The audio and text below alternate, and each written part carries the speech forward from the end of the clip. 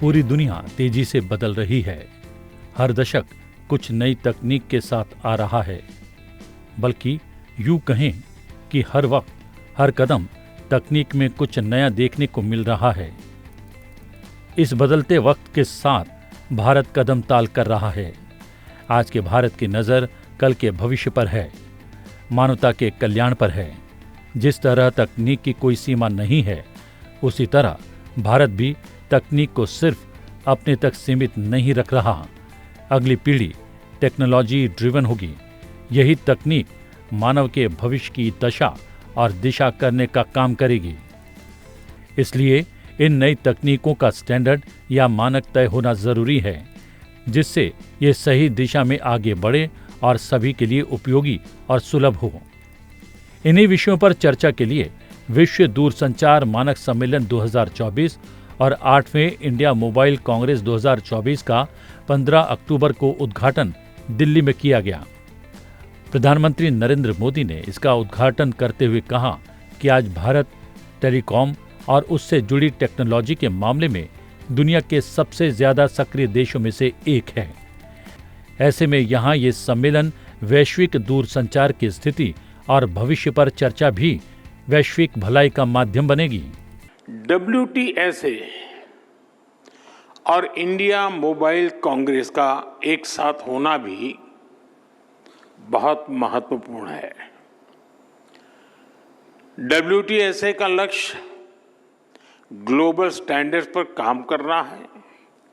वहीं India mobile Congress की बड़ी भूमिका सर्विसेज के साथ जुड़ी हुई है। इसलिए आज का ये आयोजन स्टैंडर्ड्स और सर्विसेज दोनों को एक ही मंच पर ले आया है। आज भारत क्वालिटी सर्विस पर बहुत ज्यादा फोकस कर रहा है। हम अपने स्टैंडर्ड्स पर भी विशेष बल दे रहे हैं। ऐसे में WTSA का अनुभव भारत को एक नई ऊर्जा देने वाला होगा। साथियों, WTSA पूरी दुनिया को कंसेंसस के जरिए एम्पावर करने की बात करता है। इंडिया मोबाइल कांग्रेस पूरी दुनिया को कनेक्टिविटी के जरिए सशक्त करने की बात करती है। दुनिया के सबसे बड़े लोकतंत्र के प्रधानमंत्री ने भारत के भाव को सबके बीच रखा। उन्होंने कहा कि भारत ने डिजिटल प्रौद्योगिकी का लोकतांत्रिकरण किया है।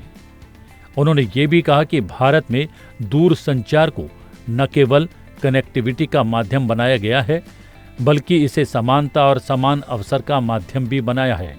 जब लोकल और ग्लोबल का मेल होता है, तब न केवल एक देश बल्कि पूरी दुनिया को इसका लाभ मिलता है, और यही हमारा लक्ष्य है। फ्रेंड, 21वीं सदी में भारत की मोबाइल और टेलीकॉम यात्रा पूरे विश्व के लिए स्टडी का विषय है। दुनिया में मोबाइल और टेलीकॉम को एक सुविधा के रूप में देखा गया, लेकिन भारत का मॉडल कुछ अलग रहा है। भारत में हमने टेलीकॉम को सिर्फ कनेक्टिविटी का नहीं, बल्कि इक्विटी और अपॉर्चुनिटी का माध्यम बनाया। ये माध्यम आज गांव और शहर, अमीर और गरीब के बीच की दूरी को मिटाने में मदद कर रहा है। आज भारत के पास ऐसा डिजिटल गुलदस्ता है जो कल्याणकारी योजनाओं को दुनिया में नई ऊंचाइयों पर ले जा सकता है। भारत प्रौद्योगिकी क्षेत्र को समावेशी बनाने, प्रौद्योगिकी प्लेटफॉर्म के माध्यम से महिलाओं को सशक्त बनाने के लक्ष्य की दिशा में काम कर रहा है। आज भारत के पास एक ऐसा डिजिटल बुके है जो दुनिया में वेलफेयर स्कीम्स को एक नई ऊंचाई दे सकता है। इसलिए G20 प्रेसिडेंसी के दौरान भी भारत ने डिजिटल पब्लिक इंफ्रास्ट्रक्चर पर बल दिया और आज मैं फिर दोहराऊंगा, भारत को डीपीआई से संबंधित अपना अनुभव और जानकारी सभी देशों के साथ शेयर करने में खुशी होगी। सम्मेलन को संबोधित करते हुए ITU की महासचिव डोरेन बोगदान मार्टिन ने कहा कि यूपीआई, आधार और आज की डिजिटल अर्थव्यवस्था के अन्य बिल्डिंग ब्लॉक के माध्यम से भारत ने जो कुछ हासिल किया है, उससे दुनिया को बहुत कुछ सीखना है। And adopted the Pact of the Future and its Global Digital Compact. They sent a powerful message to the world that our future is digital and we can and we must write it together. On that historic occasion, the Honorable Prime Minister, you stressed the need for global digital governance. केंद्रीय संचार मंत्री ज्योतिरादित्य सिंधिया ने कहा कि भारत ने 5G network को विस्तार देने के लिए तेजी से काम किया है। पिछले कुछ समय में देश के ज्यादातर इलाकों में इंटरनेट पहुंचाया गया है। Drawing light upon hitherto unaddressed areas, such as the high potential sector of satellite communications, addressing the challenges of the digital era, the most important being cyber security. The telecom sector, much like other growth critical sectors in India, is aggressive, is ambitious, and its outlook in our journey from our Amrit Kal to our Shatabdi Kal is to lead the world. Today, by mid of next year, we will have rolled out 4G across the length and breadth of India. 100% saturation will be completed. We've had the fastest 5G rollout in India. 450,000 BTSs, 98% of districts covered, 90% of all villages covered in a span of only 21 months. And this attitude put forward by the Prime Minister of not just embracing but bracing ourselves to becoming the first mover in the 6G technology. कार्यक्रम में सम्मिलित होने वाले उद्योगपतियों ने कहा कि विकसित भारत के सपने को साकार करने के लिए AI अत्यंत महत्वपूर्ण है। किफायती कीमतों पर शक्तिशाली AI मॉडल और सर्विस आम जनता को देने का प्रयास लगातार जारी है। Modi ji has ensured that innovation leads to more inclusion. He has democratized digital technology and used it as a tool to take the benefits to the last mile, leaving no one behind. Since 1983, I've been a part of India's telecom story, but I can tell you that the real story began when Prime Minister Modi ji took charge in 2014. He knew the power of technology. He used it in Gujarat for the benefit of the citizens of Gujarat and the society. He realized that if India has to achieve its place on the top table of the world, technology needs to be put to use. Our government has consistently recognized the importance of digital connectivity and has introduced several reforms over the years to drive us towards an even more connected, empowered and inclusive digital nation. प्रधानमंत्री जी, इस digital परिवर्तन की नींव आपकी vision ने आधारित की है। प्रधानमंत्री ने सम्मेलन के उद्घाटन से पहले आर्टिफिशियल इंटेलिजेंस, टेलीकॉम और उससे जुड़ी टेक्नोलॉजी से जुड़ी प्रदर्शनी का भी अवलोकन किया। प्रदर्शनी में प्रदर्शित विभिन्न उपकरणों, तकनीकों और स्टार्टअप से जुड़े लोगों ने प्रधानमंत्री को अपने उत्पादों के बारे में विस्तार से जानकारी दी।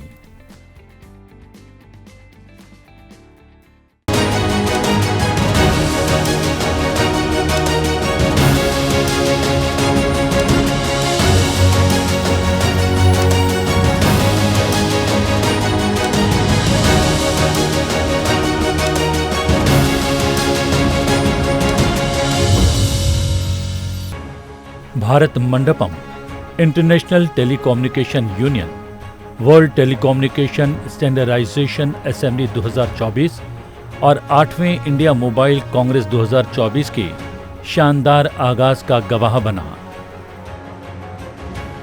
इंटरनेशनल टेलीकम्युनिकेशन यूनियन डिजिटल प्रौद्योगिकियों के लिए संयुक्त राष्ट्र एजेंसी के मानकीकरण कार्य के लिए नियंत्रक सम्मेलन है। यह खास सम्मेलन हर 4 साल में आयोजित किया जाता है। भारत और एशिया प्रशांत में पहली बार ITU WTSA का आयोजन, भारत और एशिया प्रशांत में पहली बार ITU WTSA का आयोजन किया गया है। 15 से 24 अक्टूबर तक चलने वाले इस महत्वपूर्ण वैश्विक कार्यक्रम में दूरसंचार, डिजिटल और ICT क्षेत्र का प्रतिनिधित्व करने वाले 190 से अधिक देशों के 3000 से अधिक उद्योग जगत के दिग्गज, नीति निर्माता और तकनीकी विशेषज्ञ शामिल हो रहे हैं। WTSA 2024 देशों को 6G, AI, IoT, big data और साइबर सुरक्षा जैसी अगली पीढ़ी की महत्वपूर्ण प्रौद्योगिकियों के मानकों के भविष्य पर चर्चा करने, निर्णय लेने के लिए एक मंच मुहैया कराया गया है। भारत में इस कार्यक्रम की मेजबानी से देश को वैश्विक दूरसंचार एजेंडे को आकार देने और भविष्य की प्रौद्योगिकियों के लिए दिशा निर्धारित करने में महत्वपूर्ण भूमिका निभाने का अवसर मिलने की उम्मीद है। भारतीय स्टार्टअप और अनुसंधान संस्थान बौद्धिक संपदा अधिकार और मानक अनिवार्य पेटेंट विकसित करने में महत्वपूर्ण समझ हासिल करने के लिए तैयार है।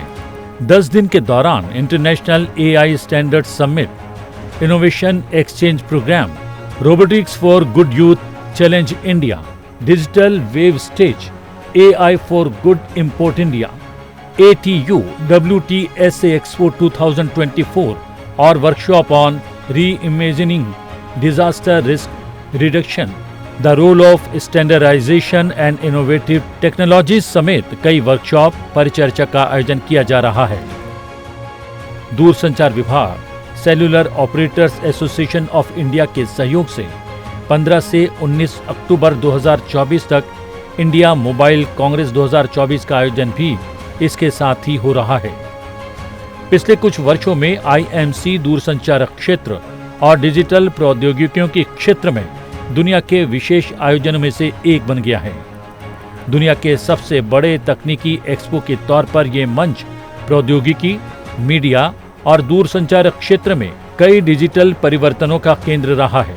इंडिया मोबाइल कांग्रेस 2024 में भारत के इनोवेशन संबंधी इकोसिस्टम को प्रदर्शित किया गया। इसमें अग्रणी दूरसंचार कंपनियों और इनोवेटर क्वांटम तकनीक और सर्कुलर इकोनॉमी में प्रगति को प्रदर्शित किया गया है। साथ ही 6G, 5G, use case, showcase, cloud और edge computing, IoT, semiconductor, cyber सुरक्षा, ग्रीन टेक, सेटकॉम और इलेक्ट्रॉनिक्स विनिर्माण पर भी विशेष जोर दिया गया है।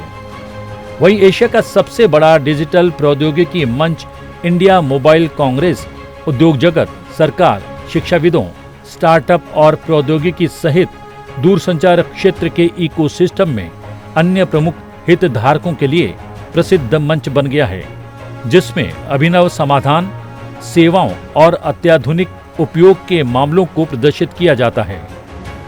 इंडिया मोबाइल कांग्रेस 2024 में 400 से अधिक एग्जीबिटर्स, लगभग 900 स्टार्टअप और 120 से अधिक देशों की भागीदारी है। इस कार्यक्रम का उद्देश्य 900 से अधिक प्रौद्योगिकी उपयोग की रूपरेखा को प्रदर्शित करना है। इंडिया मोबाइल कांग्रेस में 100 से अधिक सत्रों की मेजबानी और 600 से अधिक वैश्विक और भारतीय वक्ताओं के साथ चर्चा का कार्यक्रम है।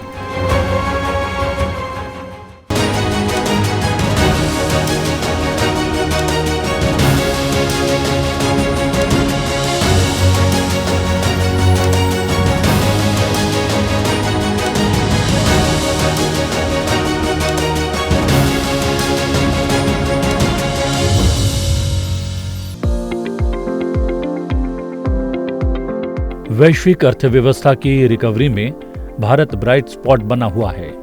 इसके ठोस घरेलू और अंतर्राष्ट्रीय कारण भी हैं। मजबूत घरेलू डिमांड, ग्रामीण डिमांड में सुधार, निवेश में तेजी और बढ़ते मैन्युफैक्चरिंग के चलते भारतीय अर्थव्यवस्था में जोरदार तेजी देखी जा रही है। भारत तेजी से उन क्षेत्रों की तरफ मजबूती से कदम बढ़ा रहा है जो भविष्य के लिहाज से बहुत ही महत्वपूर्ण है। फिलहाल भारत का फोकस सेमीकंडक्टर क्षेत्र पर है। भारत सेमीकंडक्टर के क्षेत्र में जल्द ही एक ग्लोबल प्लेयर बनने की राह में तेजी से आगे बढ़ रहा है। प्रधानमंत्री नरेंद्र मोदी भी सेमीकंडक्टर क्षेत्र को लेकर अपनी प्रतिबद्धता पहले ही जता चुके हैं। प्रधानमंत्री नरेंद्र मोदी कई बार कह चुके हैं कि आने वाला समय सेमीकंडक्टर इंडस्ट्री का होगा और इसमें भारत की भूमिका पूरे विश्व में निर्णायक होगी। फ्रेंड्स, हमारे यहाँ फोन तब तक सस्ते नहीं हो सकते थे जब तक हम भारत में ही उनको मैन्युफैक्चरर न करते। 2014 में भारत में सिर्फ 2 मोबाइल मैन्युफैक्चरिंग यूनिट थी, आज 200 से ज्यादा है।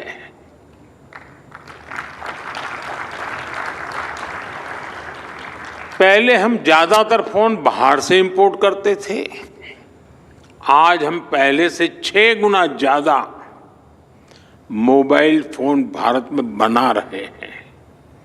हमारी पहचान एक मोबाइल एक्सपोर्टर देश की है और हम इतने पर ही नहीं रुके हैं। अब हम चिप से लेकर फिनिश प्रोडक्ट तक दुनिया को एक complete made in India phone देने में जुटे हैं। हम भारत में सेमीकंडक्टर इकोसिस्टम पर भी बहुत बड़ा इन्वेस्टमेंट कर रहे हैं। फ्रेंड्स, कनेक्टिविटी के पिलर पर काम करते हुए भारत में हमने ये सुनिश्चित किया कि हर घर कनेक्ट हो।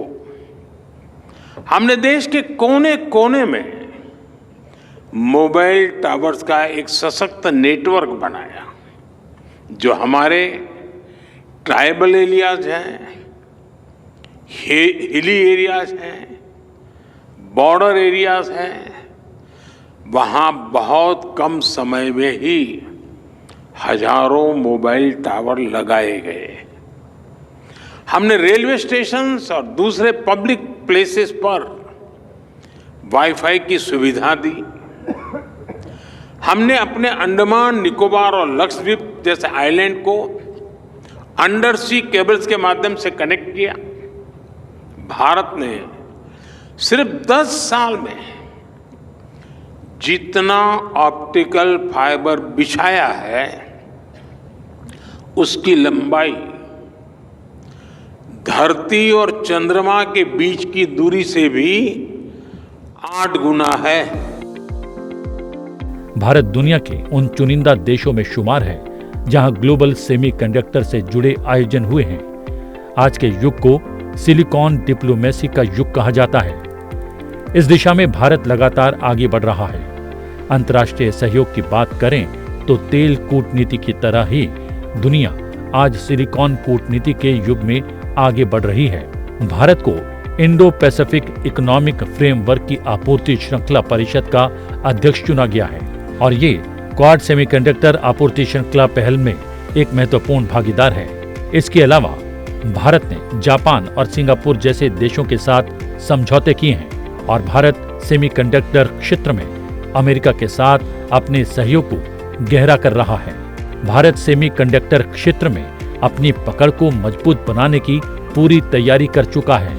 इस क्षेत्र पर करीब से नजर रखने वाले विशेषज्ञों के मुताबिक भारत का सेमीकंडक्टर बाजार वर्ष 2026 तक $55 अरब और वर्ष 2030 तक $110 अरब तक पहुंचने का अनुमान है। फिलहाल सेमीकंडक्टर का इस्तेमाल स्मार्टफोन्स, कारों, डेटा सेंटर्स और दूसरे इलेक्ट्रॉनिक इक्विपमेंट्स में किया जाता है। भारत में कई कंपनियां सेमीकंडक्टर चिप बनाने की योजनाओं में शामिल हैं। इसमें HCL technologies, Bharat electronics, Vedanta limited और डिक्सन टेक्नोलॉजीज शामिल हैं।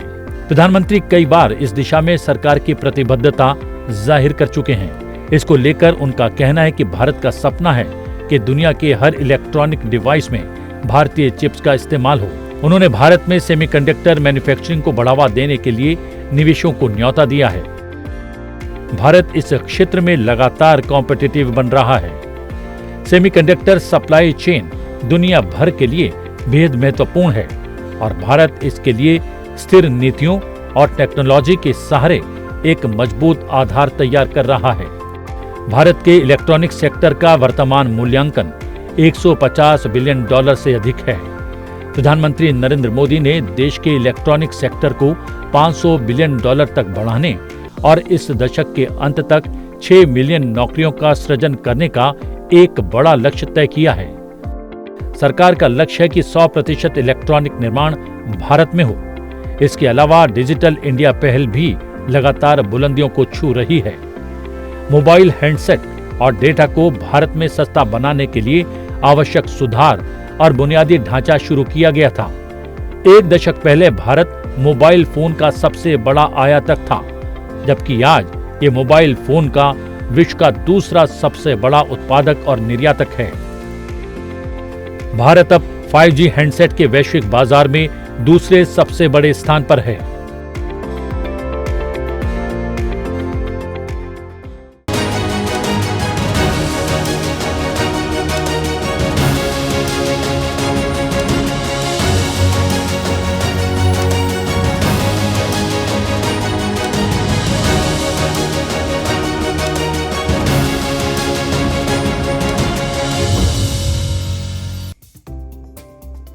भारत के मजबूत अर्थतंत्र को आज पूरी दुनिया मान रही है।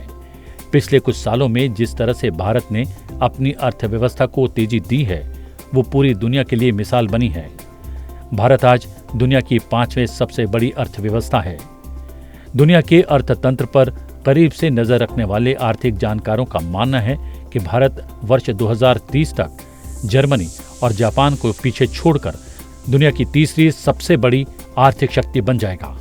उस वक्त भारत से आगे सिर्फ चीन और अमेरिका होंगे। इसकी गवाह है भारत की तेजी से बढ़ती इकोनॉमी। दुनिया की अधिकतर बड़ी अर्थव्यवस्थाओं की रफ्तार सुस्त पड़ रही है, लेकिन भारत अपनी पूरी ताकत से आगे बढ़ रहा है। अंतर्राष्ट्रीय मुद्रा कोष के वर्ल्ड इकोनॉमिक आउटलुक अपडेट जुलाई 2024 के अनुसार भारत वर्ष 2024 में नॉमिनल जीडीपी के आधार पर सबसे तेजी से आगे बढ़ने वाली प्रमुख अर्थव्यवस्थाओं में पहले नंबर पर है। इस मामले में उसने अमेरिका और चीन को भी पीछे छोड़ दिया है। आइए एक नजर डालते हैं दुनिया की 5 सबसे तेजी से बढ़ने वाली इकोनॉमी की लिस्ट में कौन कौन से देश शामिल हैं उस पर। पिछले कुछ तिमाहियों में भारत ने शानदार जीडीपी ग्रोथ दर्ज की है। उसने दुनिया की कई प्रतिष्ठित रेटिंग एजेंसियों की उम्मीद से भी बेहतर प्रदर्शन किया है। IMF का अनुमान कहता है कि 2024 में भारत की अर्थव्यवस्था 7% और 2025 में 6.5% की दर से आगे बढ़ेगी। भारत जीडीपी के हिसाब से दुनिया की 5वीं सबसे बड़ी अर्थव्यवस्था है। यह आने वाले कुछ वर्षों में तीसरी सबसे बड़ी इकोनॉमी भी बन सकता है। चीन रियल एस्टेट संकट और बुजुर्गों की बढ़ती आबादी जैसी चुनौतियों से जूझ रहा है। फिर भी साल 2024 में उसकी जीडीपी ग्रोथ रेट 5% रहेगी। वहीं वर्ष 2025 में यह आंकड़ा 4.5% का रहेगा। ये 2024 में भारत के बाद दूसरी तेज वृद्धि दर्ज करने वाली इकोनॉमी होगा। चीन फिलहाल अमेरिका के बाद दुनिया की दूसरी सबसे बड़ी अर्थव्यवस्था भी है। उसकी रफ्तार से अमेरिका की भी टेंशन बढ़ेगी। इंडोनेशिया भी जीडीपी ग्रोथ के मामले में ज्यादा पीछे नहीं रहने वाला। IMF का डेटा बताता है कि साल 2024 में इंडोनेशिया की जीडीपी ग्रोथ 5% रहेगी। अगले साल इसमें और भी तेजी आने की उम्मीद है और ये 5.1% तक पहुंच सकती है। इंडोनेशिया फिलहाल दुनिया की सबसे बड़ी अर्थव्यवस्थाओं के लिस्ट में 16वें नंबर पर है। हालांकि उसकी रफ्तार से जाहिर होता है कि इंडोनेशिया भारत की तरह इस लिस्ट में बड़ी छलांग लगा सकता है। तुर्की की अर्थव्यवस्था भी काफी तेजी से आगे बढ़ रही है। अंतर्राष्ट्रीय मुद्रा कोष के मुताबिक 2024 में तुर्की की जीडीपी 3.6% की दर से आगे बढ़ेगी। हालांकि वर्ष 2025 में उसके रफ्तार पर थोड़ा अंकुश लगेगा और विकास दर घटकर 2.7% पर आ सकती है। अभी तुर्की दुनिया की सबसे बड़ी इकोनॉमी वाली लिस्ट में 18वें नंबर पर है। इस साल सबसे तेजी से बढ़ने वाली प्रमुख अर्थव्यवस्थाओं में रूस 5वें नंबर पर है। IMF के अनुसार 2024 में रूस की GDP ग्रोथ 3.2% रहने का अनुमान है। ये ग्रोथ उस स्थिति में रहेगी जब अमेरिका की अगुवाई में पश्चिमी देशों ने रूस पर सख्त आर्थिक प्रतिबंध लगा रखे हैं। हालांकि IMF का अनुमान है कि वर्ष 2025 में रूस की GDP ग्रोथ में बड़ी गिरावट आएगी और ये 1.5% रह जाएगी। नॉमिनल GDP के लिहाज से रूस फिलहाल दुनिया की 11वीं सबसे बड़ी अर्थव्यवस्था है।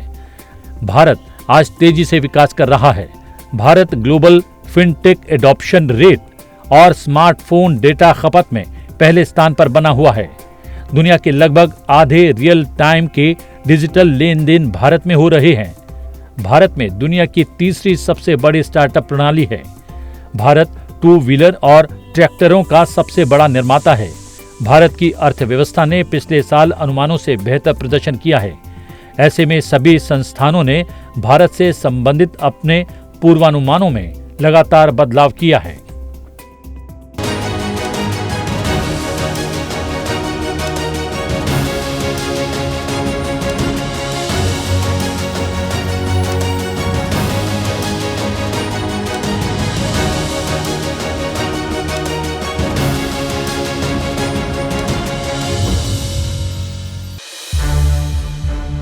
संसद टीवी के और भी प्रोग्राम्स देखने के लिए सब्सक्राइब करें हमारा YouTube चैनल और हाँ, इन्हें लाइक और शेयर करना ना भूलें।